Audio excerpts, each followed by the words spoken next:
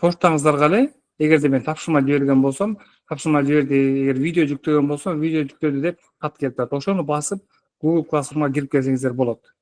Же болбосо Google'ду ачасыздар, могу 9 точка бар го. Ушул жерди басып, ичинен класс дегенди тандайсыздар. Кээ бириңиздерге ушундай класс деп чыгат, кээ бириңиздерге Classroom деп чыгат, кантип англисче таңбалар менен. Эгерде компьютерди жакшы билген болсоңуздар, могу адреске эле classroom.google.com деп эле жазасыздар. Ошондо автоматтык түрдө сиздин аккаунт менен эле ошо Classroom'ду ачат. Ошонун ичине кирсеңиздер, бул жерде биринчи лента деп ачылат. Сыртында компьютерлик сабаттуулук деп могу курс ачылат. Көк фон менен ичинде мондай сообщенияларды окуйсуздар. Бул лента деп коет. Жанагы социалдык тармактардагы сизге эмне көрүнүш керек болсо, ошолорду көрсөтүп турат да. Бул жерде тапшырма башкалар көрүнбөйт, комментарийлер көрүнөт. Ушул жерден лента эмес, задание деген өтөсүздөр. Эгерде сиздер телефонду ачып атсаңыздар, Classroom деген приложениянын көчүрүүнү сунуштайт. Ооба деп эле көчүрүп алсаңыздар, өзүнчө Classroom деген приложениясы кирип калат. Ал жерде ыңгайлуу болот да. Ошону көчүрүп алсаңыздар, андан бетер жакшы. Задание дегенден өтсөңүздөр, мына биринчи сабактын видеосу 7 март деп турат. Экинчи сабактын видеосу, үчүнчү сабактын видеосу, анан ортодо тапшырма 4 сабактын видеосу деп турат. Бүгүнкү күн сабак бүткөндөн кийин, бир канча сааттан кийин мен 5 сабактын видеосу деп бүгүнкү датаны жазып бүктөп коём. Кимде ким сабакка катышпай алган болсо, же болбосо сабакка катышып деле кайрадан бир кайталап көрүш керек түшүнбөй калган жер болсо, ушул сабакты ачып көрсөңүздөр болот. Ал үчүн, мисалы 3 сабакта чайын, 3 сабактын видеосун деле базасыз, ичинен шилтеме чыгат, ссылка. Ошону бассаңыз эле, эгер интернетиңиз жай болсо көбүрөөк загрузка болот, интернетиңиз ылдам болсо тез эле загрузка болуп, видео башталат биздин сабагыбыз. Мына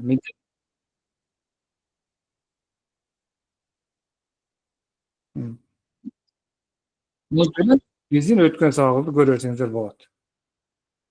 Эч кыйынчылыгы жок.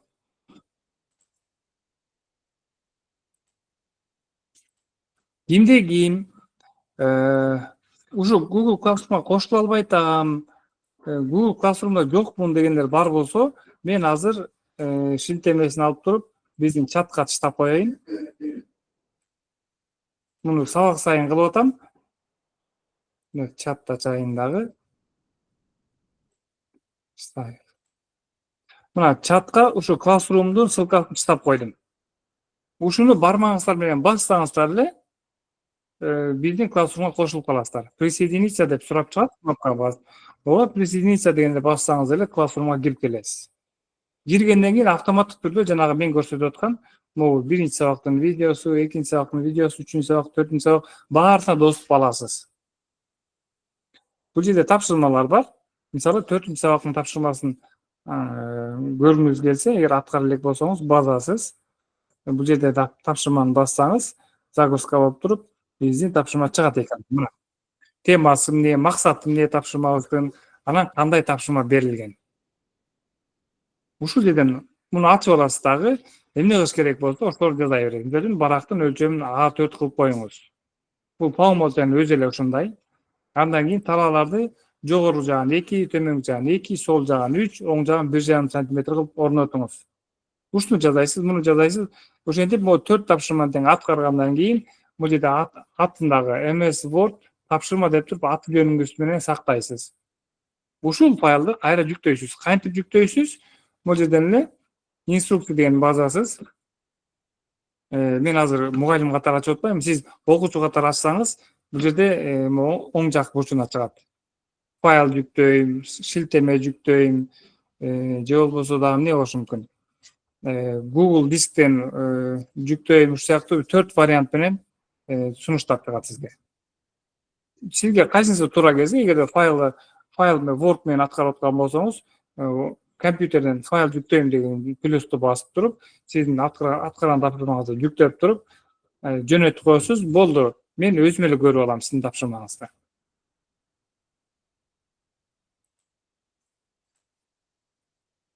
мага келет, бул сиздин ат фамилияңыз менен тапшырманы аткарды деп. Анан мен тапшырманы ачып, ошо тапшырмаңызга жараша баа коём. Араңыздарда баа алып аткандар дагы бар. Кээ бири 80 балл, кээ бири 95 балл алгандар бар. Эми 100 баллдын ичинен 95 максималдуу болуп коюп атам. Арасында бир 40 балл алгандар бар. Тапшырманы аткарбай эле жиберип койгондор дагы бар да. Эми ар бирине мен комментарий жазып дагы коюп атам. Сиз тапшырма аткарбай эле менин тапшырмамды кайра мага жиберип коюптурсуз деген сыяктуу нерселерди жазып жиберип атам да. Бул кыскача жанагы суроолорго жооп болду. Агай саламатсызбы? Дагы суроо бар да, берсем болобу? Бериңиз. Агай, мына 3-чү тапшырмадачы абзацтын алдынан артынан 6 пити аралык кошуңуз дегенге түшүнбөдүк. Ушуну кандай кылабыз? Азыр мен кайрадан да көрсөтүп берем анда ушуну. Анда эмесе сабагыбызды баштайлы. Азыр мен сабактын жүрүшүндө ошону көрсөтүп кетем. Алдында артындагы абзацта. Биз Word программасын үйрөнүп атабыз. Бизде көбүнчө учурда мындай болуп калат. Резюме жазыш керек болот, же болбосо да эмне болушу мүмкүн? Ар кандай карточка, же болбосо чакыруу барагы, же болбосо бирөөнө кат жазыш керек болот, же болбосо бир майрам менен куттукташ керек болот. Ошого Word'то мындай стандарттуу шаблондор бар. Мисалы, азыр мен резюмени алып көрсөтөйүн. Биз резюме жазыш керек болсо, азыр билесиздер, көбүнчө жумушка барам десеңиздер, резюмеңизди сурайт. Анан белгилүү бир датага резюме таштагандарды чогултуп анан чакырат. Баягы кандидаттардычы. Ошого резюмени даярдоодо мындай кыласыздар. Word'ду ачабыз. Баштан баштайын. Word'ду ачканда эле сунуштайт өзү. Ак барак ачайынбы, же болбосо мурда акыркы деген файлдарды ачайынбы деп. Ушул жерден үстүндө могу шаблон деген жерге эле көбүнчө 1-2 колдонгондо акыркы колдонгондорубузду баарын бул жерге чыгарып коет. Азыр бизде колдонгон эч нерсе жок болот. Бул жерге эле мен резюме деп жазам. Анан издейм. Лупанын сүрөтүн бассам эле бизге резюменин шаблондорун издеп берет. Эгерде бизде интернет бар болсо, бул өтө көп шаблон тапсаңыздар болот. Сөзсүз эле резюме эмес, башка деле. Мисалы, ушул жерде каалаган резюмеңизди өзүңүздөр мынтип көз жүгүртөсүздөр. Карасаңыз канча вариант. Мисалы, мен башынан эле эң биринчисине тандайм. Басып эле создать деген бассаңыз, загрузка болуп, ошол резюмени бизге ачып берет. Көрсөтөр, имя получателя, должность, компания, почтовый индекс. Ушунун баары баягы сиздики жазылыш керек болот. Бул жерге сиздин сүрөт коюш керек, көрдүңүздөрбү? Резюме мындайча айтканда, кандай резюме жазам деген сурооңузга бул жерде жооп бар да. Ушуну ачасыз дагы эле, бул жерге аты жөнүңүздү өзгөртүп баштайсыздар. Мисалы үчүн Матов Ташмат деп эле жазасыз. Должность, мисалы үчүн фитнес инструктор, мисалы, эми ар ким өзүнүкүн жазат да, мисалы. Ушул сыяктуу ушуну эле толтуруп жүрүп отурасыз. Эгерде сизге ушул резюме туура келбей турган болсо, анда сиз башканы тандашыңыз керек. Бул менин тандаган резюмем. Бул жерге бияка өзүңүздүн ат фамилияңыз, должность, телефондорун жазасыз дагы. Бул резюмени кимге жазып атсаңыз, ошол жерге ошол кишинин ат фамилиясын жазасыз бияка. Мисалы, бир фирмага инструктор болуп кирип атсаңыз, ошо фирманын директору, ошол фирманы катта ала турган кишини жазып, анан саламатсызбы деп ошол кишинин ат фамилиясын жазып, анан ушул текст менен кетиресиз. Бул резюменин түрлөрү бар да, мен ушул резюменин түрүн ачып турмун. Мага бул жакпай калса, башкасын деле ачсам болот. Ал үчүн мына көрдүңүзбү, жана эч нерсе жок болчу. Азыр мен бир колдонгон резюменин шаблону пайда болуп калды бул жерде. Мен азыр экинчисин колдонсом, ал пайда болот. Ошентип 10 да шаблон колдонсом, оны ушул жерде создать дегенде эле сунуштоо катары туруп калат дайыма. Кайра резюме дейин.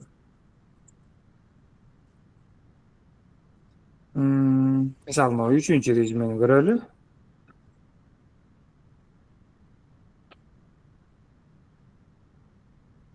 Бул жана биз каалаган резюме окшойт. Имя, фамилия.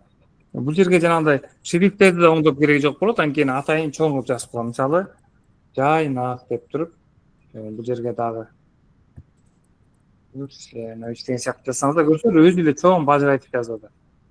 Дата жазыш керек болсо, мисалы үчүн 17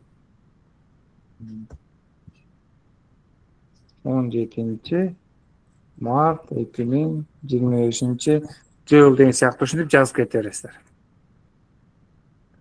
Бул жалгыз эле резюме эмес, дагы мен башка бир-эки нерсе көрсөтүп коеюн. Мисалы,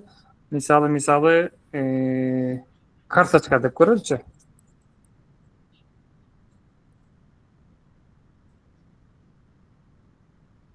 Мына карточканын түрүн чыгарып берет, караңыздарчы. Мисалы бизге моундай карточка керек болсо, тандайсыз, ачылат.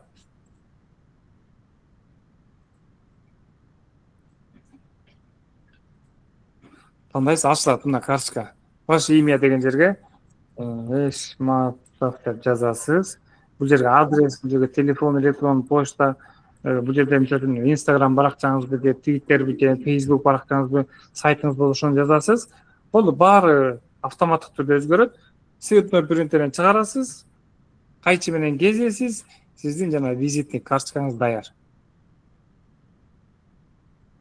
Сонун бекен, мыкты бекен. Мисалы үчүн буга чейин ушинтип резюме жазып кыйналып жүргөндөр болсо, ай баягы айтпайт белең дегендер чыгып атса керек араңыздарда.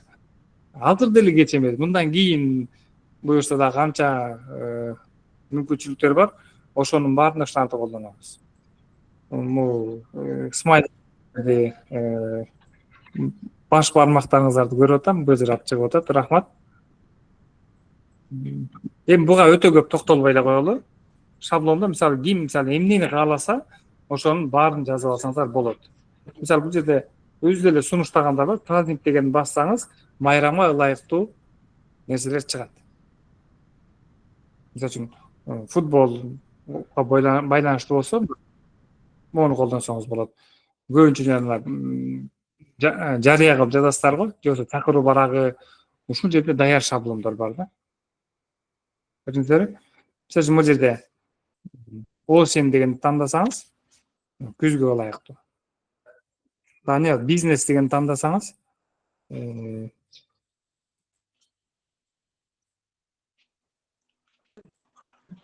зима.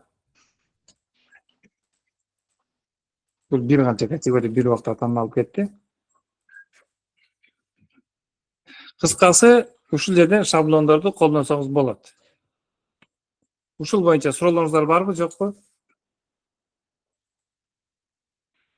Айлупа кантип чыкты челең издегенде? Создательді басканда чыктыбы? Ушундай түшүнбөгөн жерде дароо сурап туруңуздар.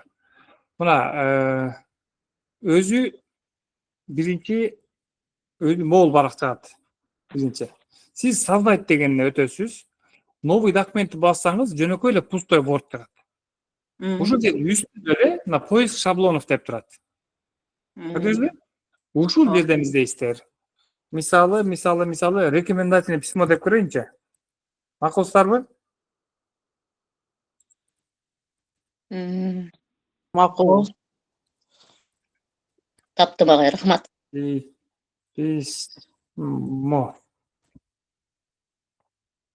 Мына рекомендательное письмо деген бассаңыз, мойту рекомендательное письмо чыгып берет. Мисалы, сизге арендер алганга керек да, сиз ушуну алып эле чыгарып койбойсуз. Бул жерде Образец да? Образец катары. Кааласаңыз ушул жерде текстин бир топ бөлүгүн колдонсоңуз болот. Анан кошумчалай турган жерин өзүңүздүн чыгармачыңызга, өзүңүздүн жанагындай лексикаларыңыздын байлыгына жараша каалагандай кооздоп, жазып колдонсоңуз болот. Сонун секреттер бар экен Word'тун. Анда эмесе дальше кетебиз, улантабыз. Ушумо биринчи атылган рекомендательный письмонун үстүнө эле иштей берели. Кыскача өткөн сабактарды кайталоо катары. Вырезать, копировать, вставить дегендерди үйрөнгөнбүз. Ошолорду кайрадан да бир серия кайтарып өтөлү. Эгерде биз могу текстти көчүргүбүз келсе, камера күлүп турган болчу. Ctrl+C басканда копировать этип алат. Кайра керектүү жерге барып туруп, мисалы үчүн могу жерге коюшум керек болсо, ошо кое турган жерге келип туруп, Ctrl+V бассак, кайрадан көчүрөт. Андан тышкары, эгерде шрифт өзгөртүүбүз келсе, бул жерден белгилеп алабыз, кайсыл абзацтын, кайсыл сөздүн же болбосо кайсы сүйлөмдүн шрифтин өзгөртүүбүз керек болсо, ошол жерди белгилеп алабыз. Кайсыл жер белгиленип турса гана ошол жерди өзгөртөт. Бул жерден шрифт деп туруп, Times New Roman деп өзгөртүп, мына буга чейин башка шрифт болчу, биз тандаганыбыз Times New Roman болуп калды.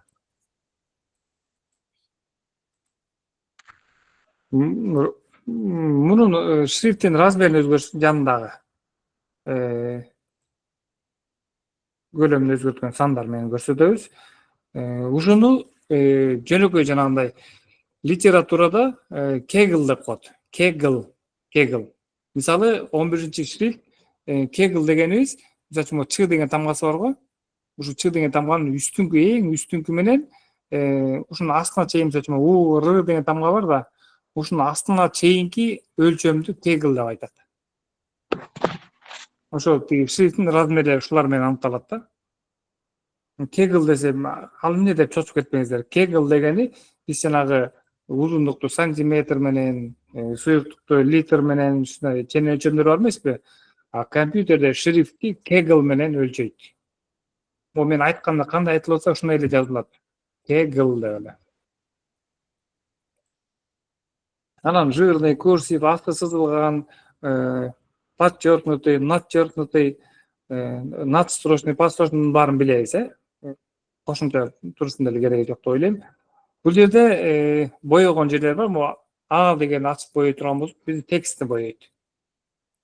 Эгерде могу жанындагы A, B деп турат, муну менен боесок, биздин сүйлөмдүн аркасын боёйт. Саптын аркасын. Бул жерде саптын башы менен башта, же болбосо по центру кылып жайгашты, же болбосо оң тарабына курлап жайгашты, же болбосо по ширине деп коебуз, эки жагы менен жайгаштыр дегендерди өткөнбүз. Анан ушунун үстүндө маркер, нумерация дегендер бар. Бүгүн ушуларга да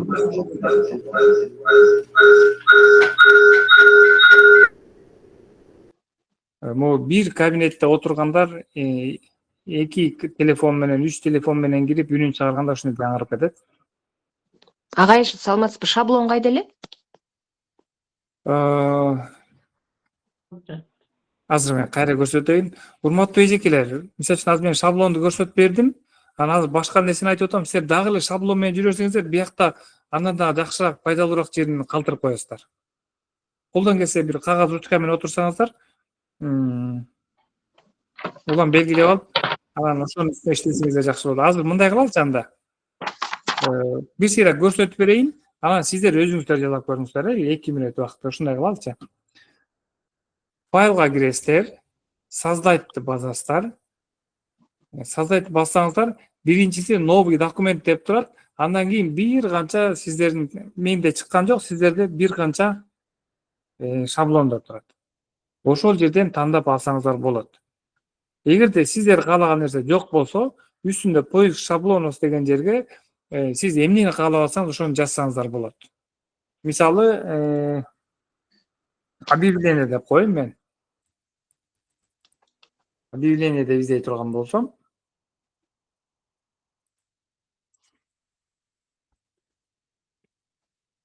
мына объявлениянын монча түрүн чыгарат бизге. Каалаган объявленияны тандайсыз. Мисалы, мону тандап көрөйүн мен.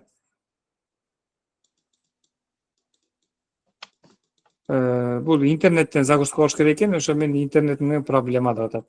Муну асып көрөлү. Мына монтип жүктөп аласыздар. Анан бул жерге мисалы үчүн эгер сиз ушуну тандаган болсоңуз, бул жерге текстти өзгөртүп, бизге ушундай модель керек, же болбосо швея керек, же болбосо ушундай тренер керек. Ушундай эми кыскасы, баягы сиз эмне багытта даярдай турган болсоңуз, ошол нерселерди жазып, сохранить этип, принтерден чыгарып, бирөөнө жиберип, ошондой кылсаңыздар болот. Эми азыр ушуну бир аз бышыкташ үчүн сиздерге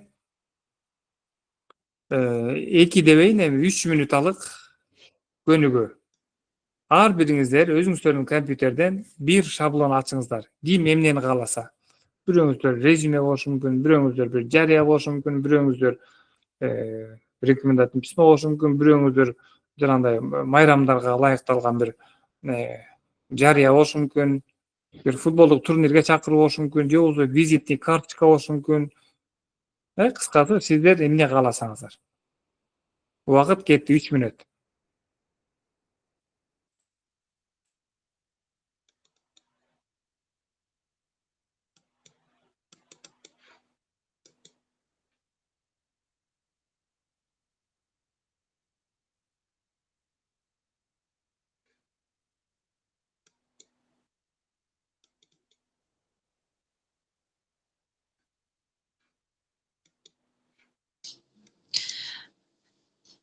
Алло, Жайнак агай, саламатсызбы? Сиз азыр тапшырма бердиңизби?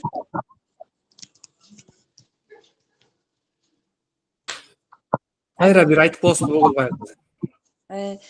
Азыр бизге кандай тапшырма берилди? Ар бириңиздер ким эмне кааласа, бирөөңүздөр резюме болушу мүмкүн, бирөөңүздөр визитный карточка болушу мүмкүн, бирөөңүздөр жанагындай жарыя, же болбосо бир майрамга чакыруу, бир нерсе, бир шаблон ачып жазасыздар. Шаблондор ошондой даяр шаблон таап, өзүңүздөрдүкүн жазасыздар. Мен азыр эми кандай жөнөтсөм болот? Себеби Жок, жөнөтүштүн кереги жок. Сиз азыр жазаңыз өзүңүзгө. Мен жөнөтө турган тапшырманы мен Google Chrome айтам, ошол жака жөнөтүңүздөр. Бул баягы азыр жөн эле жасап коелубу? ооба, жөн эле баягы кол менен башкылап көрүңүздөр. Мен тапшырма бергенде каякта эле деп таппай калбаш үчүн, оңой таап үчүн дегеним да. Хорошо. Түшүндүм. Рахмат. Агай, азыр мисалы үчүн менде эме компьютер жок да. Негизи ар бириңиздер компьютер менен отуруш сунушталат. Ошо баарыбызда компьютер жок деп сиздерди атайын алдыңда библиотекаларда, акимияттарда ушундай жерлерде чогултуп атпайсызбы, колуңуздарга компьютер коюп берип. Анан такыр жок болсо айла жок эми компьютерге отурганда жазайт. Тапшырманы компьютерге отурганда жазап жибересиз. Азыр Ошол отурганда. алдыңкы сабактарга кирбегенибиздин эмеси болуп атат да, макул, кийинкисинде ноут менен киребиз. Жакшы болот.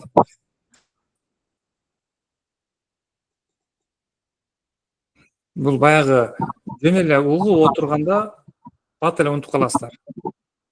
Бирөөнүн жасап атканын көрсөңүздөр, бир аракет кылып кийин эстеп калышыңыздар мүмкүн. А бирок өзүңүздөр жасап көрсөңүздөр, унутпайсыздар да.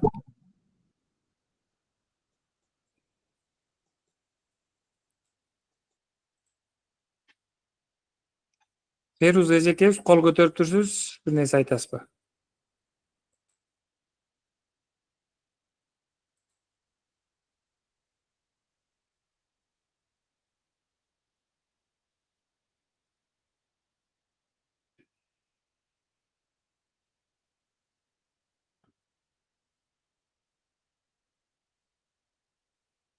Мен могу чатты карап бир сыйра жооп берип кое берейин.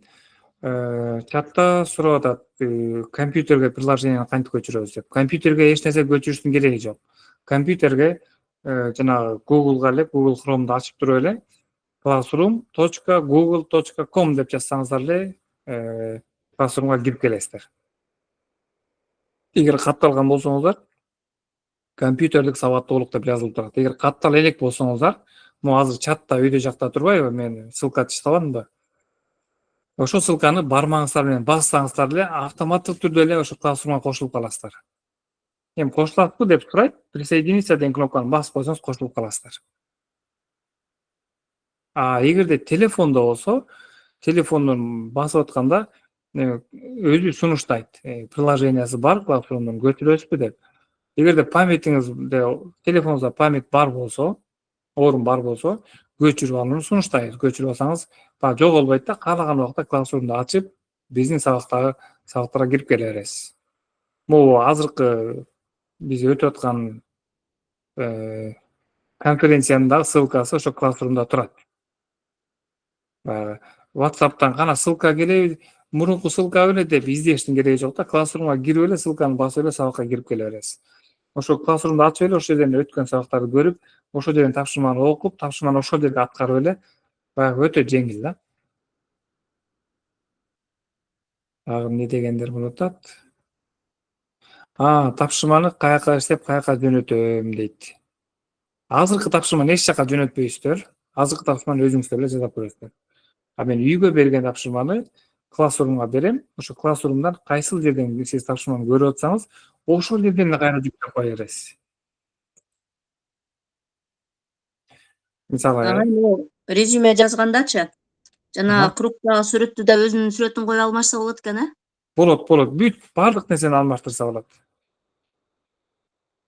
Сүрөттү албетте өзүңүздүн коюшуңуз керек болот. Анткени ал жерде бир орустун сүрөтү турат. Сиз болсо кыргыз болуп турасыз. Резюмени алган киши деле ыңгайсыз болуп калат да. Ошого өзүңүздүн сүрөттү коюшуңуз керек. Могу 3 тапшырманы толук иштедим, бирок кетпей койду деп атпайбы? Кетпей койгон боюнча кетиш керек. Мен сабактын аягына да жакын дагы бир сейрак көрсөтүп берем. Кантип кетирет, кайсыны басса мен окуучу катары кирип, сиздерге кандай көрүнүп атканын да көрсөтүп берейин.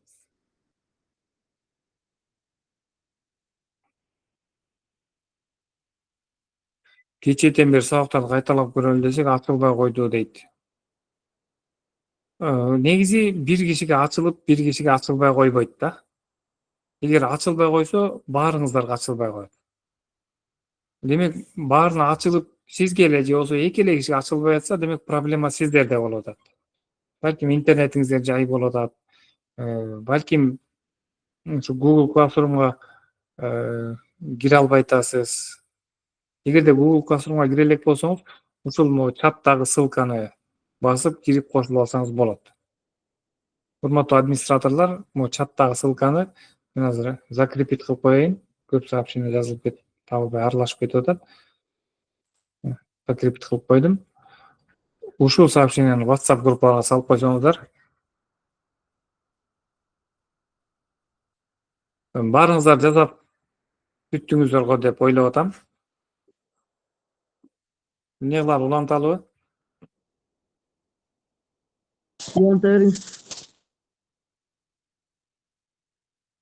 Анда эмесе уланталы. Кимде ким бүтө элек болсо, мен азыр бүтө калайын деп, дагы ошо шаблон менен алектенип отура берсеңиз, бер жактагы нерселер калып калышы мүмкүн. Видеолорду Google Дискке скачать этсеңиздер болот. Мен жүктөгөн видеону базасыздар, көрүнүп баштаган жерде эле неме деген бар. Google Дискке көчүрүп алам деген жери бар. Ошону бассаңыз, сиздин Google Дискке көчүп калат. Болот андай кылып алсаңыздар. Бааларды мен кимге баа койсом, автоматтык түрдө эле сизге сообщение барат. Сиздин тапшырмаңызга мондай деген баа койду деп. Мен жалгыз болуп атам, анан катышуучулар аябай көп болуп атат. Мен баарына жетише албай атам. Бир күндө отуруп бир 20-30 кишиникин текшерип баа коюп коюп атам. Анан биздин баягы курсубуз 3 ай бою болгон себептүү күнүмбүзүн күнүгө текшериш оор болот мен үчүн. Мен жалгыз эле ушу сабак менен отурсам, анда маселе жок болчу. Анан мисалы бир 5-чи сабакка барганда сизге очередь жетип, сиздин 1-чи сабагыңызга да, 2-чиге да, 3-чүгө да, 4-чүгө да, 5-чиге да баа коюшум мүмкүн да. Баягы сөзсүз бааны күтпөй эле коюңуздар. Мен качан баа койгондо эле көрөсүздөр. Араңыздарга баа койгондорум барбы?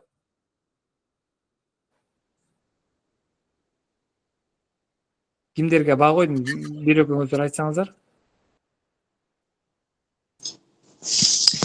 Жайнак агай, мен акыркы 2 сабакта катыша албай калдым. Өзүм иштейм. Ошол себептен башка жакта окуу болуп калгандыгына байланыштуу катыша албай калдым. Аны эме өтүлгөн сабактарды кайталап буюрса көрөбүз. Жакшы, жакшы. Агай, агай суроо бере алсам болобу? Жана резюме тууралуу кайталап коюңузчу. Биздин интернетте өчүп калып жаңы кошулдук. Баягы бир суроого өтө көп токтолгондо дагычы биздин бере турган материалыбыз калып калып атат да. Мен азыр дагы бир көрсөтөйүн. Анан улам баягы мен сабак өтүп аткан боюнча суроо болсо айтып турсаңыздар, анда мен кайрадан резюмени бир сыйра көрсөтүп өтөйүн. Word ачасыздар, файлга киресиздер, создать деген басасыздар. Обычно жаңы барак ачыш үчүн ушуну колдонобуз. Создайтты бассаңыздар, новый документ деп турат. Ушуну бассаңыздар, новый документ чыгат. А бирок сиз новый эмес, башка шаблон колдоном десеңиз, ушул жерде бир канча шаблон бар болот сиздерде. Эгерде жок болсо, поиск шаблонов деген бар. Атайын издей турган. Ушул жерге сизге эмне керек болсо, ошону жазасыз. Мисалы, визитная карточка деп туруп издесеңиз, визитная карточка деген темага шаблондор чыгарып берет. Резюме керек болсо, резюме, башка кыскасы эмне керек болсо бүт жазып көрө бериңиз. Ушул жерден токтотолу. Сурооңузга толук жооп бердим деп ойлоп атам. Өткөн сабакты бир сыйра кайталап келдик дагы. Бул жерде маркер, нумерация деген түшүнүктөр бар. Маркер дегенибиз жерге мен бир тизме ачсам жакшымык да. Мисалы, 1, 2, 3, 4 дегендерди белгилеп туруп, биз кайсы жер керек болсо. Маркер дегенди бассак, мондай кылып маркер коюп берет. Ушул маркерди биз азыр тоголок доска кылып коюп бербөдү. Биздин акыркы колдонгонубузду сактап калат да. Биз мондай птичка деп коебуз, галочка. Ошону тандасак, галочка кылып коюп берет. Жок, башка эле мондай сыяктуу нерседе кааласак, ушундай кылып коюп берет. Көрдүңүздөрбү? Түрлөрү бар бул жерде. Бул жерге мен такыр эле башка нерсе койгум келет десеңиз, бул жерден башка маркер деген базасыз, определить, жанында ссылканы базасыз, определить новый маркер деген базасыз. Бул жерден символ дегенди басып туруп, каалаган символду койсоңуз болот. Мисалы, бул жерде бөлүү деген знак тандайлы. Мен өзүм эле болжоп эле алып атам. Мына бөлүү деген знак маркер катары коюлуп калат. Көрдүңүзбү? Супер экен. Бул жерде бөлүү эле эмес, башка деле рисунок деле колдонсоңуз болот, башка нерсе колдонсоңуз болот. Мисалы үчүн, бул жерде мондай си деген знак бар. Жандай копия, все права защищены деген знак бар го. Баардык укуктар сакталган. Жандай патенти бар кишилер ушундайларды колдонот да. Антет. Маркер дегенибиз ушул. Жөн эле минус койсок деле болот, мисалы үчүн. Көп учурларда ушундай колдонобуз, Маркерди каяктан алабыз агай? Мен ошону көрсөтүп берип атпаймынбы азыр? Менде андай сөз жок экен да, маркерди. Жок, сөз жок, значок менен көрсөтүп берип атпаймынбы? Ссылкага киргизип коя? Мынтип белгилеп аласыз, кайсы жерге маркер коесуз. Анан үстүндө мына бул нумерациянын жанында турат. Үстүнө мынтип мышканы токтотуп турсаңыз, маркер деп чыгат. Таптыңызбы? Ооба. Ошону бассаңыз эле, бир бассаңыз коюлат, дагы бир бассаңыз алынат. Бир бассаңыз коюлат, бир бассаңыз алынат. Анан жанында стрелка бар. Ошо стрелканы басып, каалаган маркерди тандасаңыз болот. Могу сыяктуу. Мунун экинчи түрү бар. Мышканы оң жагын басасыз. Ушул жерден определить деген жок.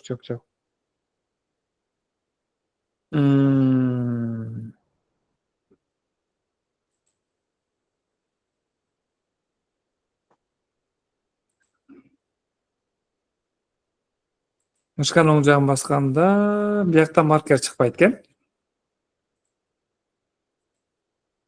Бирок маркерди алмаштырган жери бар болчу да.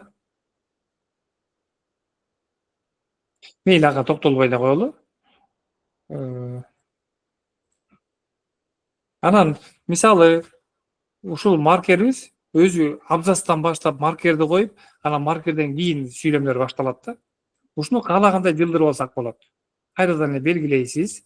Үстүнө линейка туруп атпайбы, сызгыч. Ошол жерде билесизби, мурда абзацта могу үстүңкү сызыкты бияка жылдырып колдончу эмес белек. Ошонун астыңкысын кармайсыз. Кармасаңыз жалпы жылат. Көрдүңүзбү? Саптын башына алып келип койсоңуз болот. Сүйлөмдү саптын башына, маркерди такыр эле өзүнчө мындай коюп койсоңуз болот. Же болбосо маркерди алып келип мындай коюп туруп, кийинки ичиндегилер абзац менен башталсын деген сыяктуу баягы сиз кандай туура көрсөңүз, ошондой жайгаштырып алсаңыз болот.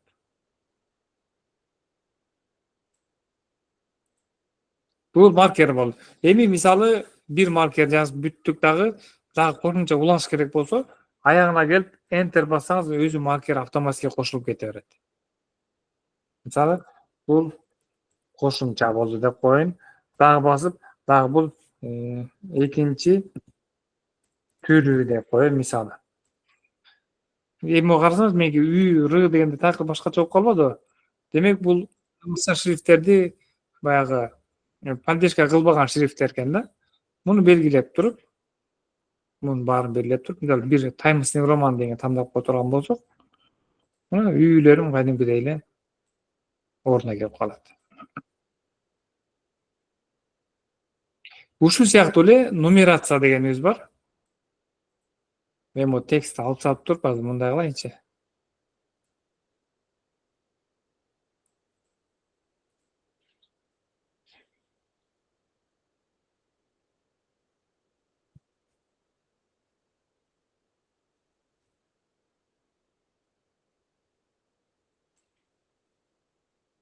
Мындай кылып коеюн. Азыр ушул саптарга мен нумерация коюшум керек. Биринчи, экинчи, үчүнчү, төртүнчү деп. Митип кол менен деле койсок болот бул жергечи, мисалы үчүн 1 точка, анан 2 точка деп делечи. Бирок анда арасынан бир эки кайталанып калган бар болсо, үчүнчү менен төртүнчү кайталап калган болсо, үчүнчүнү өчүрсөңүз, автоматтык түрдө төртүнчү 3 болуп калбайт да. Биринчи, экинчи, анан төртүнчү болуп кетет. Анткени сиз 3тү өчүрүп алдыңыздар. Ошондой нерседен болбош үчүн, ошондой каталышып кетпеш үчүн муну автоматтык түрдө нумерация коебуз. Белгилейбиз. Ошо маркердин жанында эле 1, 2, 3 деп турат. Үстүнө келип мышканы кыймылдатпай турсаңыз, нумерация деп чыгат. Бассаңыз, нумерация коюп турат. 1, 2, 3, 4, 5. Көрдүңүзбү, автоматически койду. Мисалы, могу 7-ден кийин келип туруп, мен мисалы үчүн фамилия деп жазгым келсе, көрдүңүзбү, мен Enter бассам, өзү автоматически 8 кылат. Дагы мисалы үчүн эмне болушу мүмкүн? Телефон деп жазгым келсе, көрдүңүзбү, бул автоматически өзү кошот. Мисалы, могу фамилия деген акча кошуп алган болсом, белгилеп туруп фамилияны өчүрөм. Ал карап туруңуз, 9-чу телефон деп турабы?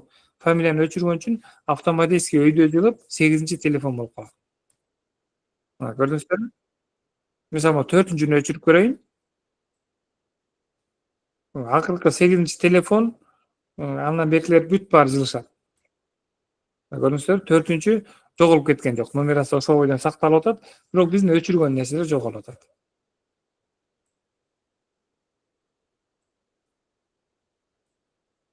Жакшы экен.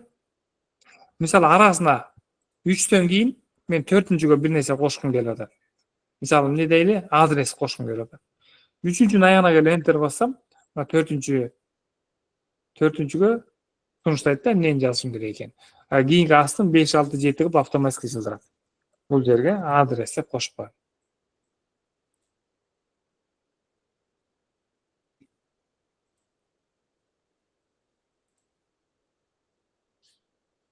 Эми кайра эле ушуну сиздер баягы сөзсүз бир нерсе жазыштын кереги жок. Бир кыска эле 2 сөз кылып бир нерсе жазып маркер коюп көрүңүздөр. Анан дагы бир 1, 2, 3, 4 деп нумерация коюп көрүңүздөр. 2 мүнөт убакыт берейин.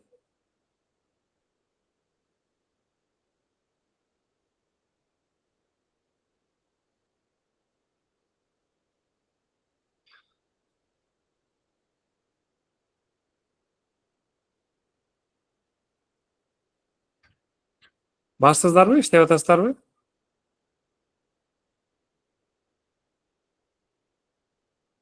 А, жакшы, реакциялар кете баштады. Жакшы.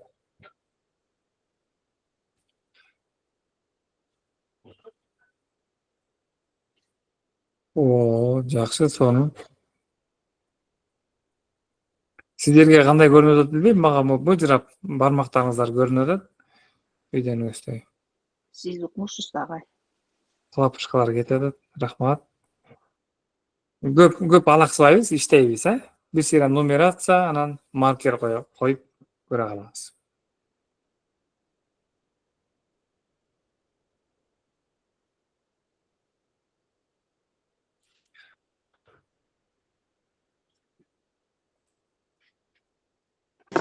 Жайна агай саламатсызбы? Саламатсызбы? Да, кнопка таап алдым да теги. Продолжить нумерацию или там новый начать дейби. Ооба, жакшы, азаматсыз. Албайынча дагы көрсөтөм азыр. Ушинтип баягы мен айтпаган нерселер болсо айтып туруңуздар. 1 мүнөт убакыт берейин, ошо менен кайра улантабыз.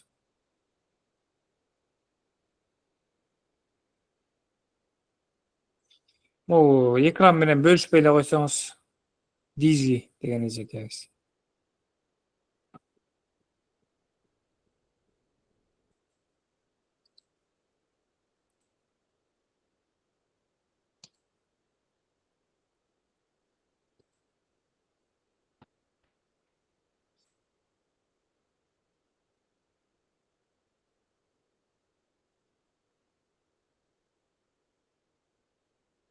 DJI деген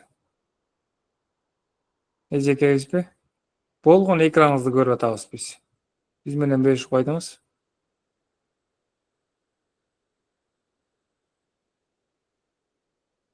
WhatsApp'ыңыздан бери көрүп атабыз. 2 Б класс дейт. Биз шаар үчүн дейт. Сиз экранды көрсөт деген жерин телефонуңузду өчүрүп албаңызбы? Анда эмесе уланталы. Кайрадан мен экранды бөлүшөйүн. Күлбөйбүз, бак чөтүп кетти окшойт дей. Бүт эле көрүп калды депчи. Ал эжемиз кайра келип кошулганда кечирим сурап коелу. Мисалы, эле иштеп атабыз, бир нерсе жазып атабыз. Дагы бияка улантып келдик. Дагы бул жерге бир нерсе текст жазып атабыз. Анан аягына келгенде дагы нумерация коюш керек болуп калды да бул жерге мисалы. Ушуну белгилеп туруп, кайра нумерацияны баса турган болсок, бирден баштайт. Көрдүңүздөрбү? 1, 2, 3 деп. Үстүнө 1, 2, 3, 4, 5, 6, 7, 8 деп келген. Ортодо биздин текстибиз кетти. Ар кандай тексттерди ресет коелу. Узун бир нерсе жазып атабыз депчи. Этегинде кайра дагы нумерацияны улантсак, дагы 1, 2, 3 дейт. Бизге могу 8тен баштап улаш керек болчу. 9, 10 деп. Ошондой улаш керек болсо, ушу нумерацияга келип эле оң жагын базабыздагы продолжить нумерацию деген бассак, 9, 10, 11 деп улап кетет автоматически. Көрдүңүздөрбү? Бияк 8 болчу, бияк 9 деп улап кетти. Кээ бир учурларда ушундайлар керек болот. Эми мисалы ушул жерде могу 4-нчү адрести туура эмес кошуп алып турдум деп коелу. Ушуну азыр мен этегине кошушум керек болсо, ошол адрести өчүрсөм, мына бул жер 7, бияк 8 болуп автоматически оңдоп атат. Көрдүңүздөрбү? Жана 9 деп улаган. Мына бул 10дон кийин бияка адрес деп жаза турган болсо, ушундай уланып кетет. Анан нумерациянын дагы түрлөрү бар. Могу микрофонду өчүрүп алып турсаңыздар жакшы болот. Фатима эжекебиз. Мен өчүрүп койдум сиздерди. Микрофон колдонбосо өчүрүп койсоңуздар жакшы болот. Рахмат. Бул жерде нумерациядан кийинки нумерацияны карасаңыздар, Misal üчүn birdin içindegi bir могу сыяктуу düşün. Анын içinde bir misal үчүн темалар болот го, чоң глава bir, андан кийинки темасы параграф 1.1, анын içindеги темалар 1.1.1 деп кетет. Экинчи тема 1.1.2 депчи.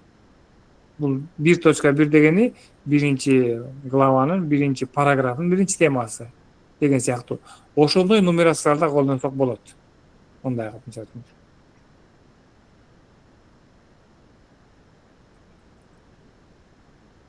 Монун баарын өчүрүп туруп мындай кылып жазайынчы. Биринчи глава дейин, биринчи параграф дейин. Туура жайгаштырганда баягы көрүш үчүн ушундай кылып атам да. Анан биринчи тема, экинчи тема, үчүнчү тема, андан кийин экинчи глава, жок, экинчи параграф болот, андан кийин неме кылалы, глава кылалы. Параграф, андан кийин экинчи глава, экинчи бөлүм десек де болмок экен. Үчүнчү параграф, биринчи тема, экинчи тема. Мисалы ушуну азыр нумерацияга жайгаштырабыз. Мен жаңылбаш үчүн биринчи глава, экинчи глава дегендерди койдум да. Мунун баарын bir менен коюп көрөлү.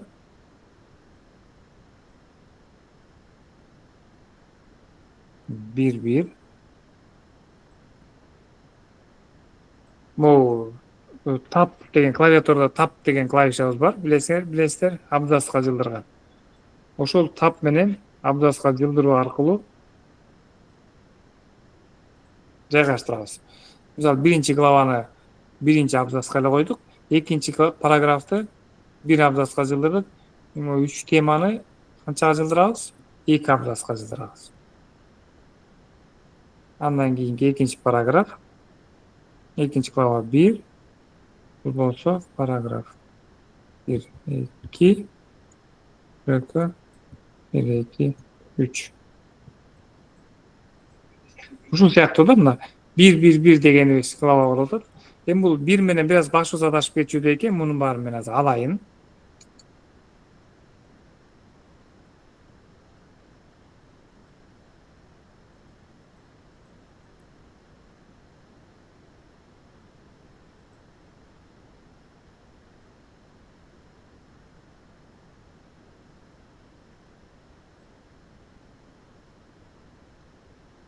Мындай кылып тура жайгаштырсак болот. 1, андан кийинкиси А, анан кайра 1, 2, 3 жосо Б, темалар А, Б, В деген сыяктуу. Меники бир аз неудачный пример болуп калды.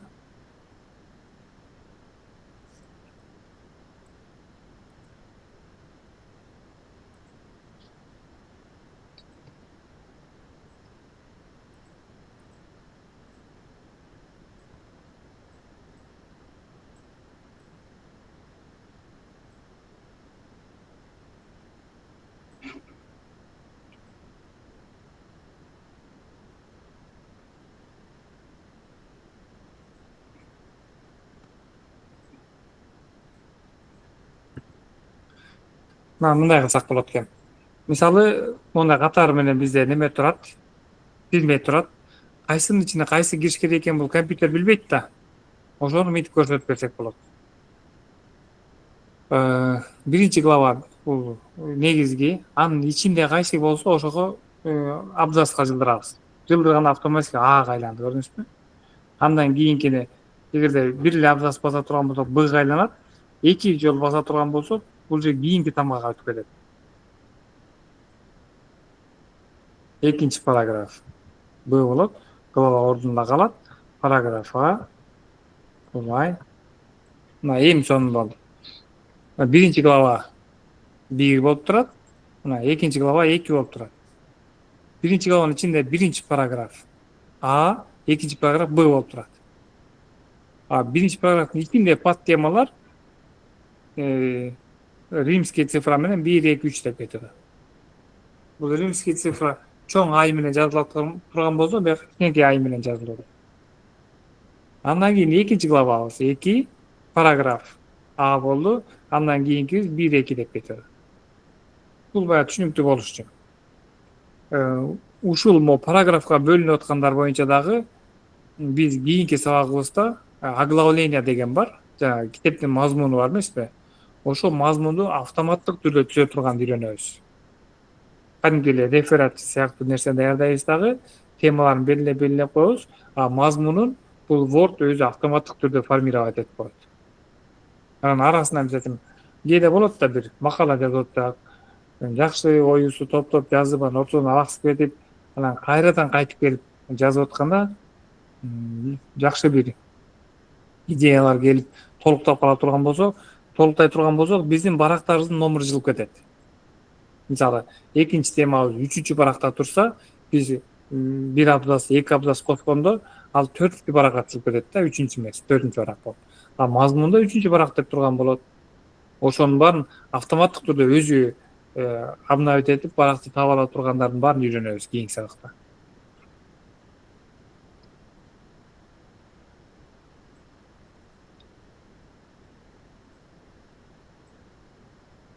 Андан эмесе дагы 2 мүнөттүк перерыв кылалы. Барыңыздар дагы эле Word'ду ачыңыздар. Азыркыдай нумерация койгонду бир сере көрөбүз. Башында 1, 2, 3, 4, 5 деп бир нерсеге нумерация коебуз.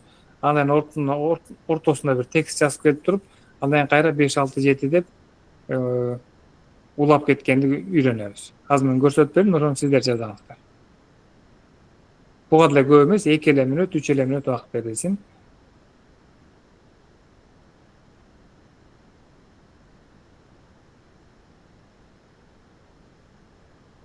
Мен өтө ылдам кетип атсам, дагы айтып коюңуздар. Ылдам кетип калып атат, жетишпей калып атабыз. Кайра кайталап десеңиздер, ал жагында карайбыз.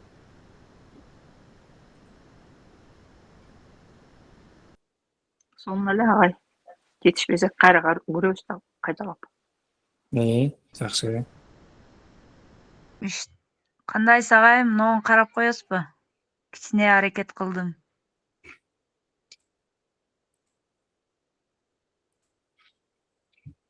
Микрофонуңузду басып алдым азыр. Сиздин экранды чоңойттум.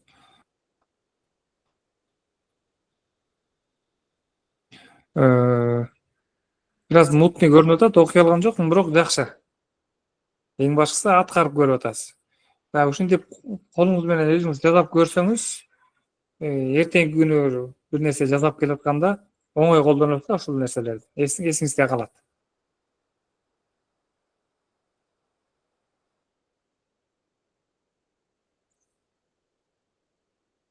Сиздер иштеп атканда мындай темадан тышкары суроо бергим келип атат. Жана биз клавиатура продолжить нумерация чыкпай атат го. Анын үчүн мышканын оң жагын басасыз, ошо нумерацияны баштагандан кийин. Анан продолжить нумерация басасыз. Азыр мен эме кылдым. Биринчи нумерация биринчи катарга коюп бүттүм дагы. Анан продолжить нумерация дегенде астына эме сиз эгерде жөн эле улап кете турган болсоңуз, enter бассаңыз эле нумерация уланып кете берет. Сиз башка бир текст жазып орто жолдончу, анан кайра нумерацияны улай турган болсоңуз, ошондо продолжить нумерация дегенди колдоносуз. Мен азыр ошондой кылдым да.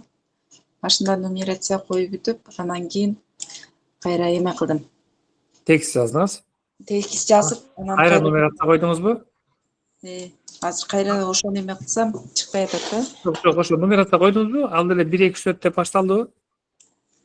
Жок, ал чыкпады.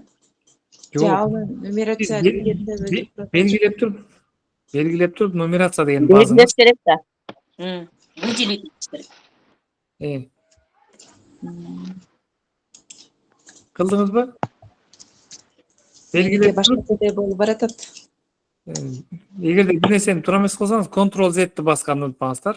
Ctrl Z кайра ордуна алып келип коет. Al ben kayra ошол жерин көрсөтөм. Aha. Ушуга чейингиси түшүнүктүү эле болду окшойт, э?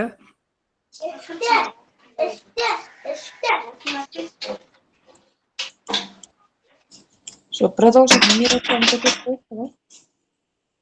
Азыр мен ошону көрсөтүп берейин деп даярданып калдым. Мына мындай кылабыз. Биздин мурунку текст бар бекен.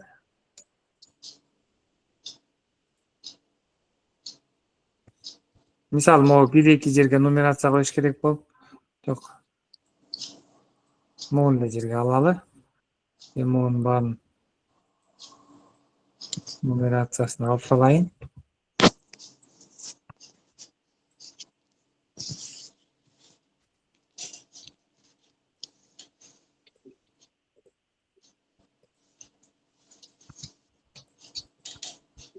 Мына мен могунун башына нумерация койгонтам. Ой, койдум мына 1, 2, 3, 4, 5те.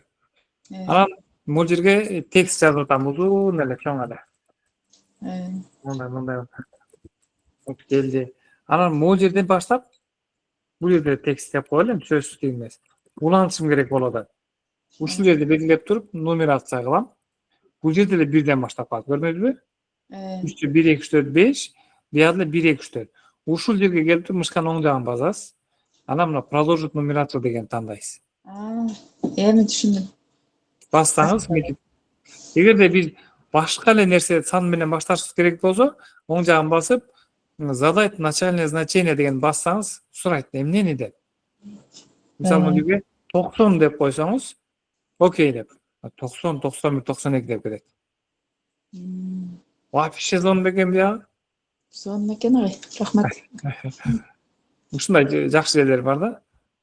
Измерить деп туруп, эми 90 деп мен баягы любой санды жазса болот экен деген ойдо бар. 90 деп жазып атам да. Мисалы үчүн 10 деп койсок болот, 12 деп койсок болот. Баштасак, 12ден баштап 13, 14, 15 кулап кетет. Ошондо азыр мышканын оң жагына басып кайсыга кирдиңиз? Оң жагын басканда контекстный меню чыгат. Контекстный меню чыгат. Ошол жерде продолжить нумерацию деген бар, анан задать начальное значение деген бар. Продолжитти бассаңыз улантат. Жандай начальное значениясын бер деген бассаңыз, анда сиз кайсы санды берсеңиз ошондон баштайт. Мен мисалы 6-ны берип туруп окей десем, 6-дан баштап калат. 6, 7, 8. Түшүндүм. Анан могу карасаңыз, кашанын ичинде болуп калды азыр. Биздин нумерация туурабы? Кашанын ичинде эмес, аркасында каша болсун дегенди көргүңүз келсе, ушуну эле тандайсыз дагы. Кашанын сыртында болгонун тандап коесуз. Ошо биздин маркерди тандайсыз дагы. Бул жерден кашанын сыртында. Бул жерде түрү бар, көрдүңүзбү? Кааласаңыз ABB кылсаңыз болот. Кааласаңыз 1 точка, 2 точка, 3 точка дегендерди койсоңуз болот. Кааласаңыз андай 2 жагына тең каша, кааласаңыз Рим цифрасы. Кыскасы, сиз каалагандай кылып тандап коюп жазып атсаңыз болот. Рахмат агай. Бул жагы түшүнүктүү эле болду го дейм. Анда эмесе таблицага өтөлү.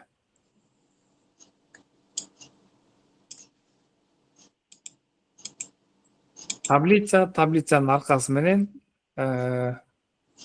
сүрөт кошконду үйрөнөбүз. Бул жерин баарын өчүрөйүн. Мисалы, компьютерлик сабаттуулук.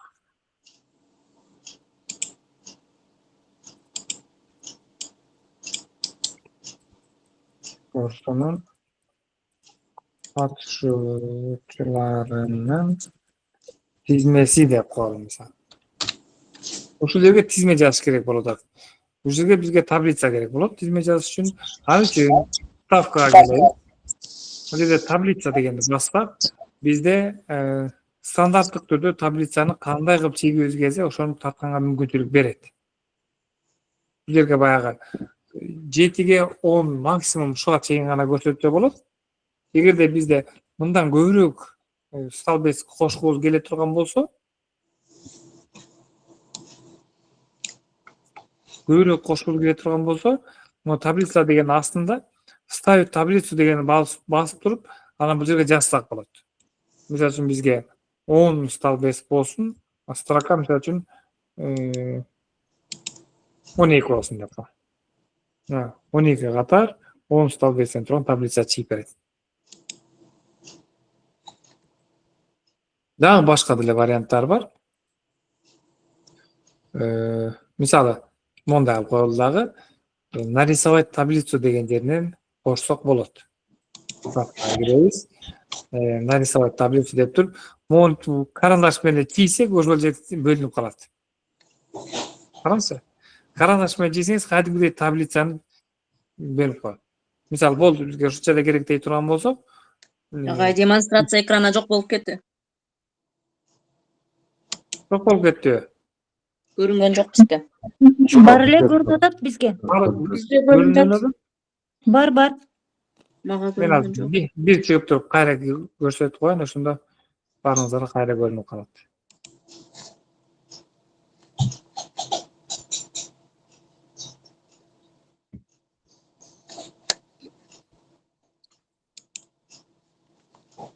Görünüp атабы экраным. Кайрадан бортко келдик. Биз эгерде бул жерге дагы мону 2ге бөлгүбүз келип атат деп коелу. Эми 2ге бөлгүбүз эмес, бизге столбецтен дагы бирөө керек болуп атса, бир канча жол бар. Могу үстүнө келсеңиз плюс пайда болот. Бассаңыз кошуп берет. Көрдүңүзбү муну? Же болбосо, могу жерге 2ге бөлгөнүз жетиштүү болсо, вставкага келип, таблицага келип, нарисовать таблицу дегени басып туруп, бизге мүтө эле карандаш менен чийсек, ошол жер бөлүнүп калат. Ластик дегенибиз бар. Өчүргүч. Өчүргүч менен мынтип басып өчүрүп койсок дагы болот. Керектүү жерлер. Анан муну чоңойтуп, кичирейтип, мисалы, башына биринчисине Агай, көрүнбөй атат мага. Жанатан берле. сиз телефондон кирип атасызбы, компьютерден кирип атасызбы? Телефондон. Оңго, солго жылдырсаңыз, сиз могу мен көрсөтүп аткан экранды жылдырып ийдиңиз. Листай десеңиз, качан таап алган жерден токтотуп коесуз. Таптым. Мисалы үчүн биринчиси нумерация деп коелу, экинчисинде эмне деп коелу? Аты жөнү деп коелу. Ой, капсулду басып алдым.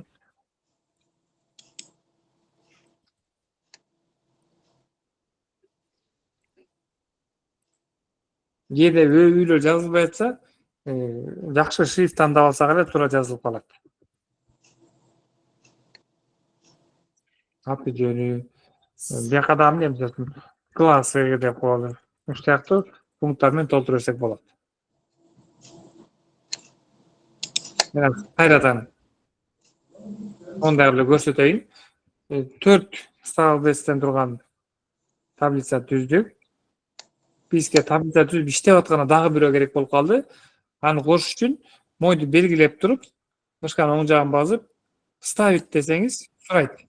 Сол жагына кошоюнбу, оң жагына кошоюнбу, үстүнө, ылдый жагынабы деп. Слева деген тандасак, жанынан кошуп. Дагы бир вариант бар. Бул жерден үстүнө келсеңиз эле плюс пайда боло калат. Көрдүңүзбү, таблицанын үстүнө келсеңиз. Ошо плюсту бассаңыз эле кошуп коет автоматически. Бияка да арасына кошушубуз керек болсо, ошону басып эле кошуп алабыз. Анан толтурганда биринчиси номер, экинчиси мисалы үчүн ТИО деп коеюн.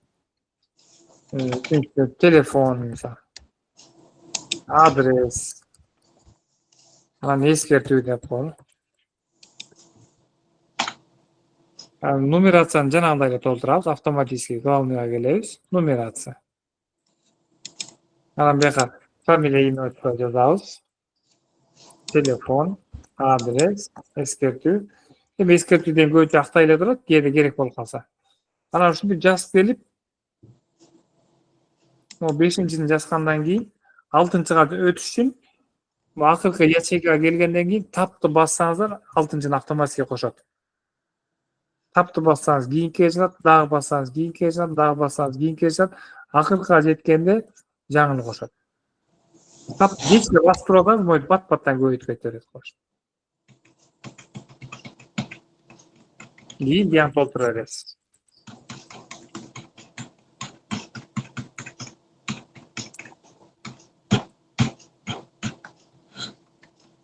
Оңой эле экен. Эми барыңыздар, дагы эле 2-3 мүнөт убакыт берели. Ушундай кылып таблица түзүңүздөр. Компьютерлик сабаттуулук курсунун, могу экөөнүн алмашкан турбайбы? Курсунун катышуучулар тизмеси деп туруп, эми обязательно тизме жазыштын кереги жок. Ушу таблицанын макетин чыгарыңыздар. Фамилиясы, телефону, адреси деп туруп. Анан ичин жөн эле меники сыяктуу АББГ деп жазып жаза калыңыздар. 2 мүнөт убакыт кетти. Таблицаны каяктан койуш керек дегениңиздерге кайра айтып коеюн. Таблица коюп жерге курсорду коебуз. Анан Вкладкадан. киребиз. Могу жерден таблица деген жерден эле мойтип тандайбыз.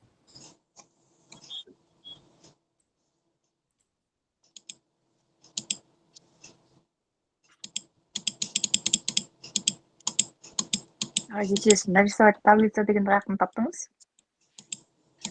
Жанагы эле таблицанын ичинде бар. Ошо нарисовать колдонгондо бир аз кыйынчылыктар жаралат. Аны колдонбой эле берки стандарттык таблицаны чизсеңиздер. Жүз таптым, рахмат. Бул нарисовать дегенибиз кээде болот го, жанагындай аябай көп информация бар, бир ачтырга баткырыш керек. Анан кээ бир графалар калып калган болот. Анан жаңы кошсоңуз баракка батпай калат. Ошол сыяктуу учурларда нарисовать таблицасын басып туруп керектүү жерин кошуп аласыздар.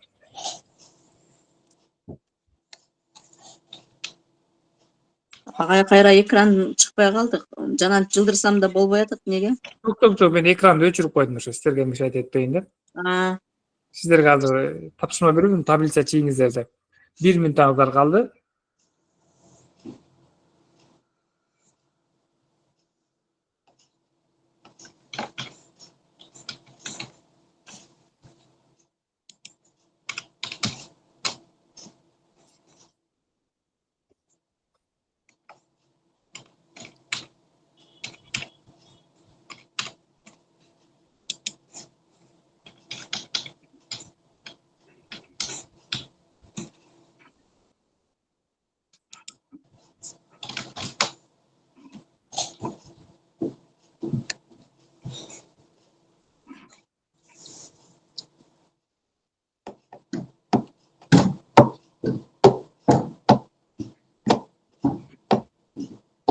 Могу колдонбогон учурда микрофонду өчүрүп коюп турсаңыздар.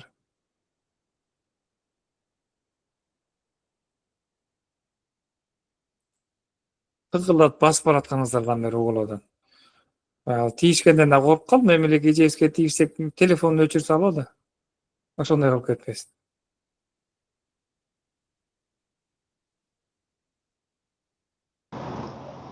Агай саламатсызбы, жана темадан тышкары суроо береңиздерге деп аттыңыз эле.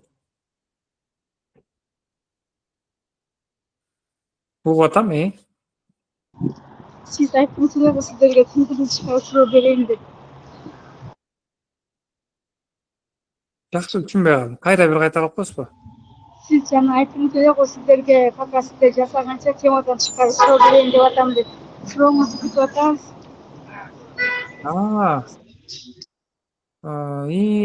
Мынтип сурайын деп атпадым беле. Биз баягы клавиатура деген тема Word баштарда клавиатуранын бир сыйра карап чыкпадык беле. Ошондо ар бир кол манжаларыбыз 10 манжа, 10 клавишадагы орду бар. Анан кайсы манжа сөймөйлөр кайсы клавишаны басат, мен сүрөттөр менен көрсөтүп бербедим беле. Бул тууралуу интернетте бар депчи. Ошону ким жасап көрүп машыгып атат. Ошону кантип оңой машыксак болот деп суроо жаралабы деп сурайын дегем да. Лайфхак деп коет. Ушундайлар бар да, оңой үйрөнө турган.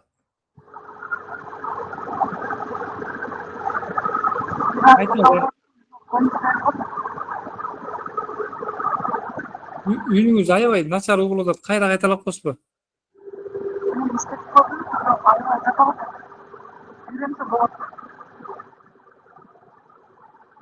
Бир нерсе болуп атат деген уктум, калган уга албай атам.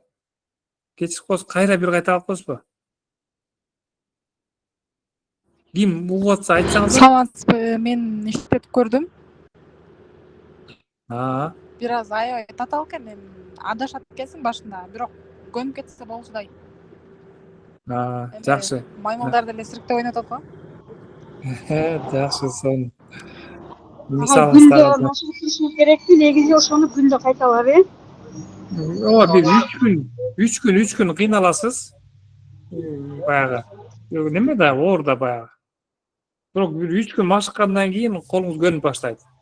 Анан бир жумадан кийин уже клавишаны карабай эле терип каласыз. Эгер күнүгө башкырсаңызчы.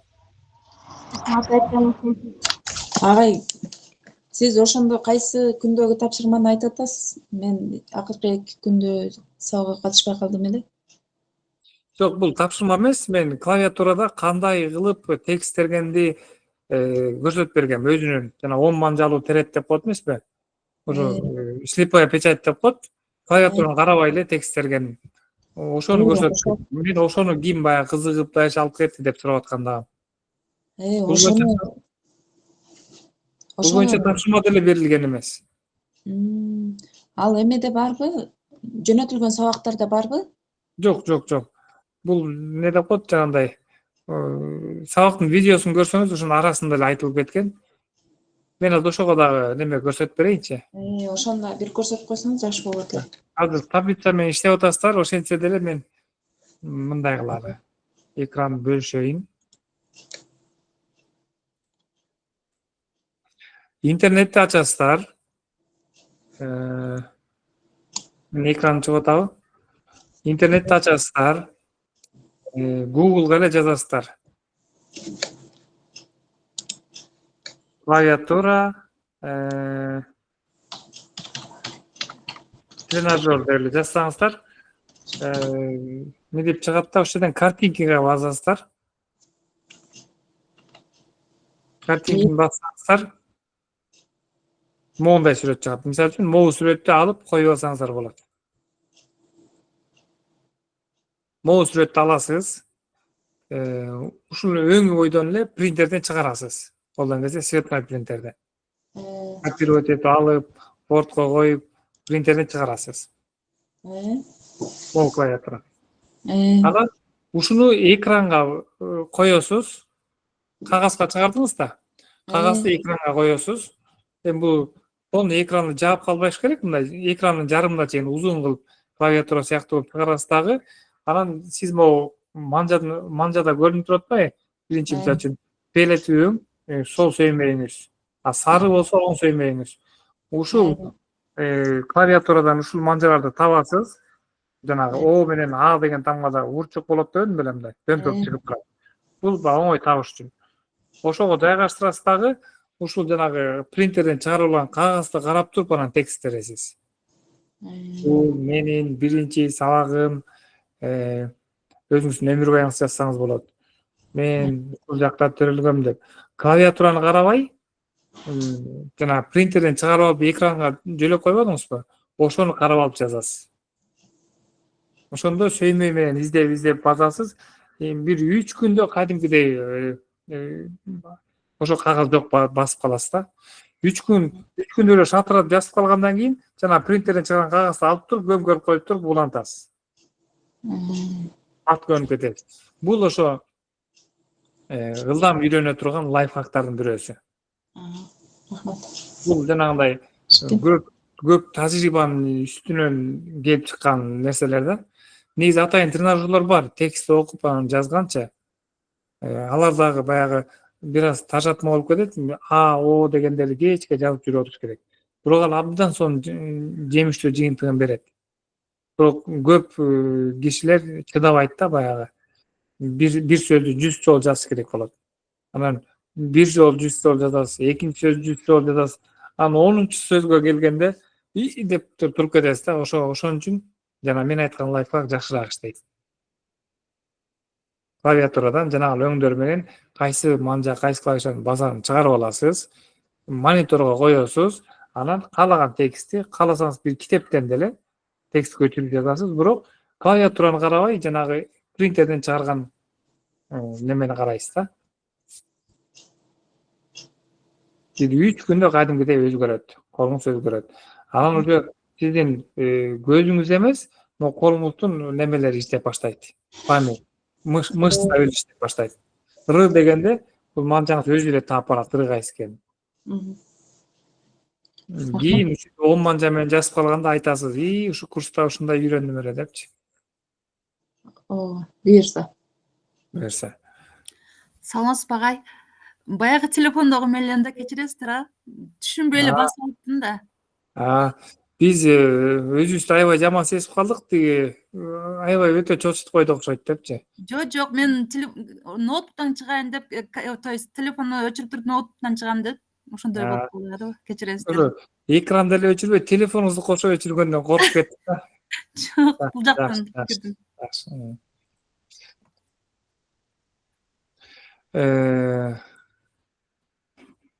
Кайрадан экранды бөлүштүрөлү.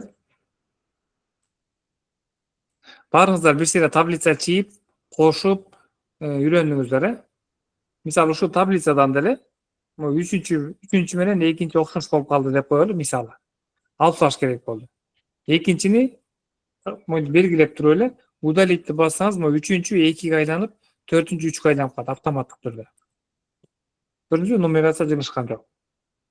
Бул жылышпайт эгерде биз ушундай нумерация койгон болсок. Эгерде мен ушун нумерация койбогон кезде элестетип көрөйүн. Көрсөтүп берейин. Нумерацияны алып салайын. Бул жерге биз автоматически 1 точка, 2 точка, 3 точка, 4 точка,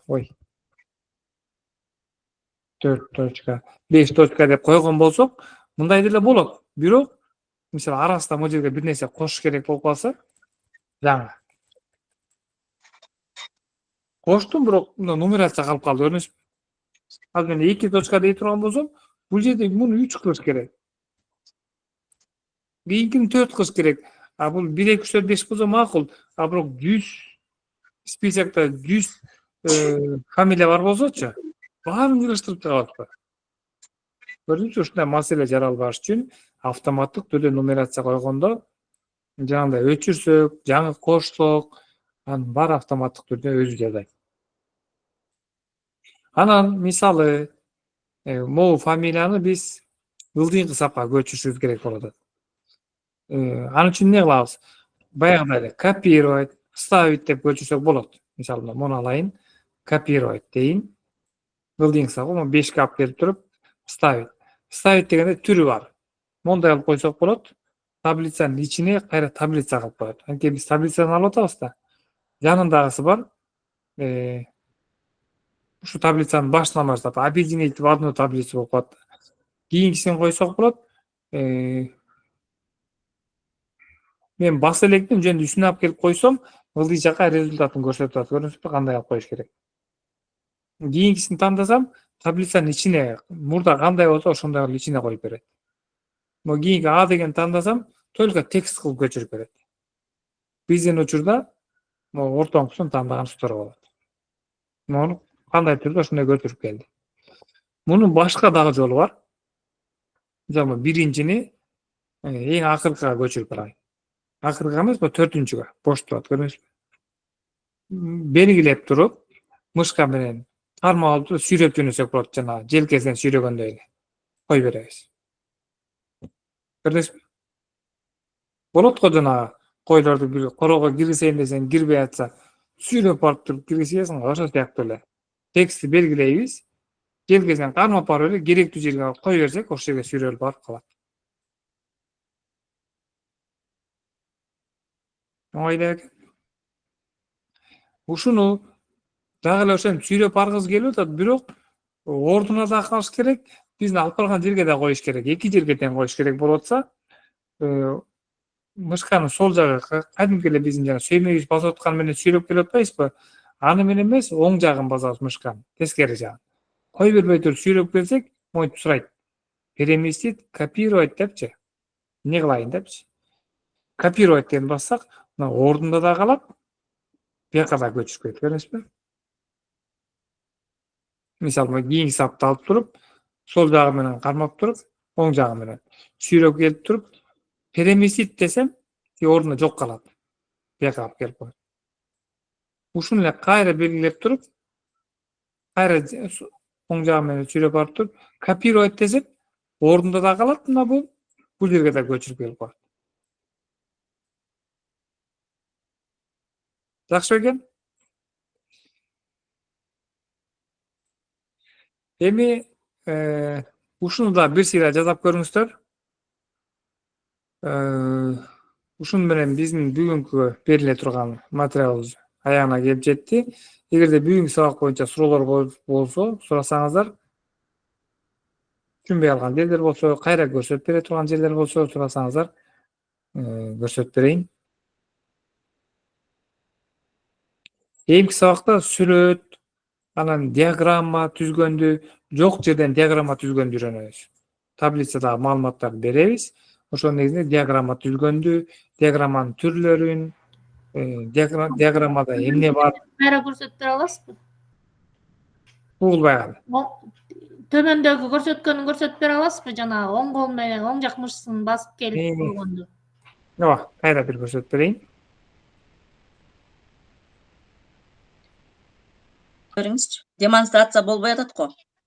Мына мен жаңы кылып атам. Болдубу? Жок, Экран чыктыбы? чыккан жок. Чыкты. Чыкты, мен чыгарбадым. А менде А деп эле жазылып турат да. Ичи көк. Телефондон кирип атасызбы? Ооба. Сиз капталга жылдырып атасыз. Капталга листать этсеңиз, мен экран чыккан жерден токтотосуз. Сиз А деп бир ошо А деген кишини көрүп атасыз да, мени көрбөй атасыз. Жок, ошо жылбай атат, ошондо Айсулуу деп жазылып турат да. Сиз ошо Айсулуу дегенди алып чыгып алдыңыз. Айсулуу эмес, дагы листать этсеңиз, менин экраным чыгат. Дагы листать этсеңиз, мен сүйлөп аткан сүрөтүм чыгат. Чыктыбы? Мен эчтеке жылдырбасам деле чыгып калды. Үч чыгып калды. Анда эмесе, могу таблицаны мен баарысын дагы бир копия жылдыргым келип атат деп коем. Ал үчүн бүгүнкү белгилейм. Анан мышканын оң жагы.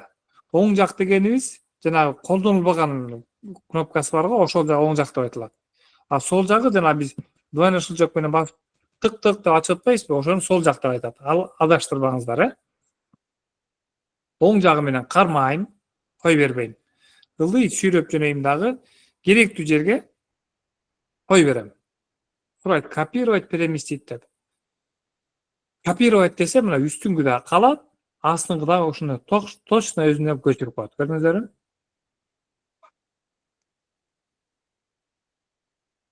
Мисалы, могу ылдыйынкыны бош жерге көчүрүш керек болсо, бул жерден сол жагын эле кармайм, ылдый сүйрөп келип кой берсем, көчүп калат.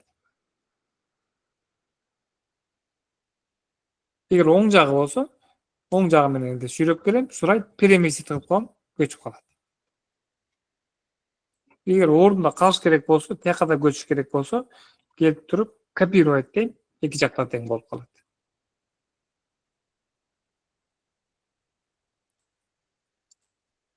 Сурооңузга жооп бердимби? Кайра бир сыйра көрсөтүп? Түшүнүктүү эле болдубу? Азыр сабак бүткөндө ушуларды дагы сразу туруп кетпей, бир 10 мүнөтпү, 5 мүнөтпү, балким 6 мүнөтпү бир сыйра да жасап көрүңүздөр. Анан мен бүгүн кечке чейин, может эртеңке чейин тапшырманы жазап ийилип коем. Анан ошо тапшырманы аткарып мага жибересиздер. Эмки сабакта текст менен текстке сүрөт кошконду, ошо сүрөттү тексттин ичинде ар кандай жылдырганды, анан диаграмма түзгөндү, диаграммада эмнелер көрүнөт, эмнени көрүнбөй койсо болот.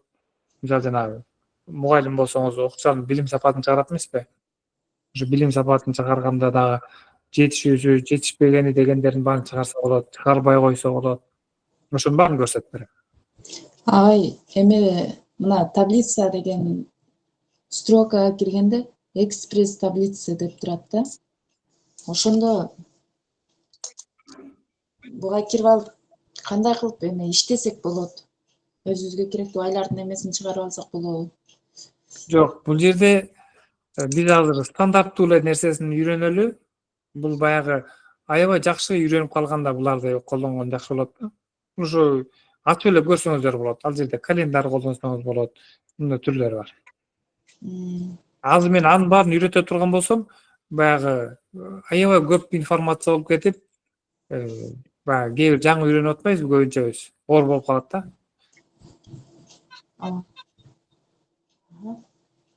Азыр жанагы Word'то деле копировать, анан жирный, анан подчеркнутый, анан курсив дегендерди көрсөтүп берип атпаймынбы? Ошол жерде деле өтө көп функция бар. Мен ашыкча көп нерселерди көрсөтпөй аттап кетип атам. Анткени баардыгын майдалай берсем, сиздерге информация көп болуп, негизги нерселерди жаза албай, үйрөнө албай калышыңыздар мүмкүн. Ошого мен эң токетер, эң негизги жерлерине көрсөтүп атам. Жакшы үйрөнгөн сайын улам, минсе болот турбайбы деп өзүңүздөр эле үйрөнүп кете бересиздер.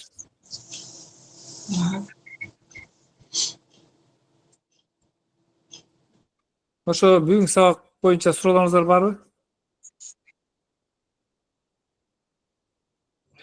Суроолоруңуздар жок болсо, жанагы сөздүн ортосунда кетпеди эле мен тапшырманы кантип жүктөйм дегенди билбей атам деп. Ошого мен окуучу кантип көрөт? Кандай окуп? Окуучу кантип кирет, ошондой кирип көрсөтөйүн азыр. Экранды көрсөтөйүн. Бул бат эле 2 эле мүнөт. Мынтип Google'да ачасыздар. Ар ким өзүңүздөр. Могул жерде 9 точканы басасыздар. Ичинде класс деген бар. Мына. Класс деген бассаңыздар, Classroom ачылат. Ошо Classroom ичинде могул жерде могул көк Айсулуу Жамангулова деп компьютердик сабаттуулук деп турат. Бул жерде мен өтүп атам, бирок бул аккаунт бизде платный аккаунт болгон себептүү ушул аккаунт менен колдонуп атабыз да.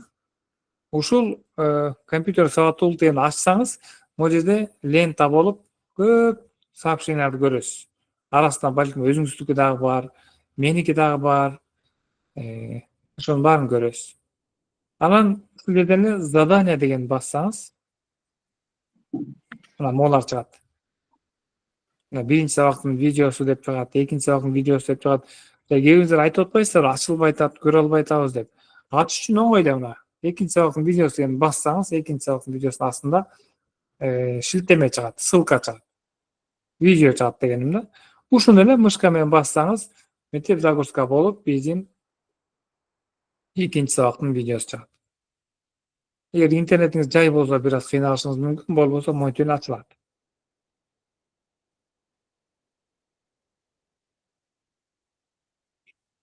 Play'ди басасыз. Керектүү жерге түрөсүз.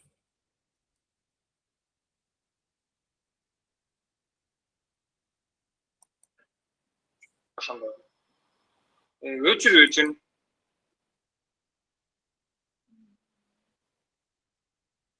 ушинтип эле көрө бересиздер, көрдүңүздөрбү? Агай, сабакты биз берилген тапшырманы кайсы жактан компьютерден жасап туруп кантип сактайбыз? Ооба, компьютерден эми мындай кыласыздар. Мисалы бул видеону көрүш үчүн ачасыздар. Бирок тапшырмага келгенде, мисалы 4-чү сабактын тапшырмасын аткаргыңыздар келсе, тапшырманы басасыздар. Муну бассаңыздар ачылат. Спеши режимге мен кошо жазышып кетип атпайбы өзүм сабагы. Мына бул жерде тапшырма турат. Ушул тапшырманы окуйсуздар. Анан Word'ду ачып аласыздар, кадимгидей эле. Мондай Word'ду. Жаңы пустой барак кылып. Ушул жерге жанагы тапшырманы аткарып баштайсыздар. Бул жерде эмне кыл деп атат? A4 кыл деп атат. Жанагы өлчөмдөрүн белгиле деп атат. Анан барактын багытын альбом кыл деп атат. Өткөндөрдө сызгыч 2 жолу басып, бул жерден альбомду тандасаңыздар болот дегенбиз. Же болбосо разметка страницага келип, ориентация дегенден альбомду кылса болот деп атканбыз. Ушинтип бул тапшырманын баарын аткарасыздар. Бүткөндөн кийин не кылып атат? Этегинде документти мына монтип сактап атат. MS Word тапшырма аты жөнү docx кылып.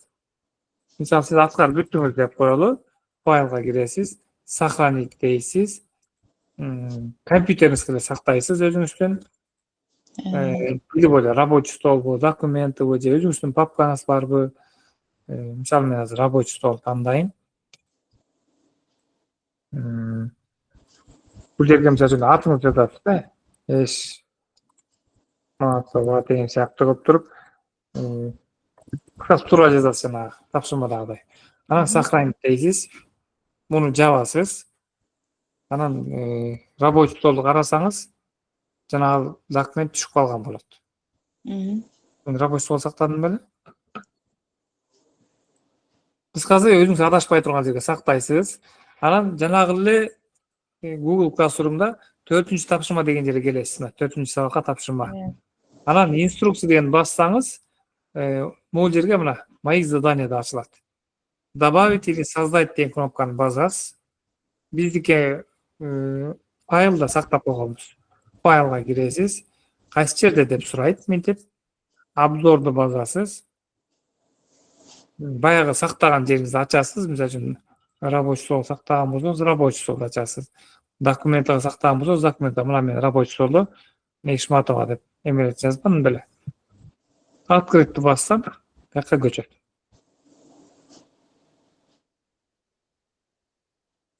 Анан мына удать дегенди бассак бүттү кетти. Мен азыр өчүрүп эле коем, бул менин атыман жүктөлүп атпайбы? ооба. Оңой эле көрдүңүздөр, барыңыздар бир сере көрүп алдыңыздарбы? Ушул жерден эле жүктөп коесуздар, болду. Сиздер ушул жака жүктөп койсоңуздар эле мага келет, мен көрөм тапшырмаңыздарды, анан баалайм. Рахмат агай. Чоң. Саламатта калыңыз. Чоң рахмат Чоң андан. рахмат, Барыңыздарга ийгилик. Рахмат сизге дагы. Чоң рахмат. Жайнак агай, саламатсызбы? Ошондо биз суроо берсек болобу? Беребиз. Биз жанагы үйдө компьютерде интернет кошулган эмес да, ошондо ал жерден документти жасап, анан сохранить этип туруп телефонго өткөрүп алып туруп анан ушул жерге жүктөйбүз да. Болот, антеңиздер деле болот. Болбосо, Интернет кайра кошулбаган окууга келип жөнөкөй эле. атпайсыздарбы? Ушинтип азыр библиотекага окууга келип атпайсыздарбы? Ошого флешкага көчүрө келип, ал жерден компьютерге сайгап жүктөп койсоңуздар деле болот. Мектепте иштесеңиз жумушка барганда жүктөп койсоңуздар болот. Эч неме жок, кектөө жок. Рахмат.